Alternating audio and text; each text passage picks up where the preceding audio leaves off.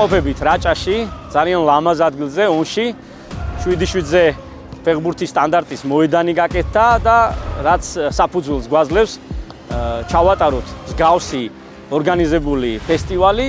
სამდღიანი ჩემპიონატი გამოვიდა და საკმაოდ ისეთი კარგი და სანახაობრივი თამაშები ვიხილეთ. აქვე იყო BetLive-ის Play Fest-ი, სადაც ბევრი აქტივობა იყო, სპორტული ღონისძიება და ჩართული ძალიან ბევრი უამრავი ადამიანი და მე ვფიქრობ, რომ ძალიან კარგი სამახსოვრო დღეები ვაჩუქეთ ერთმანეთს.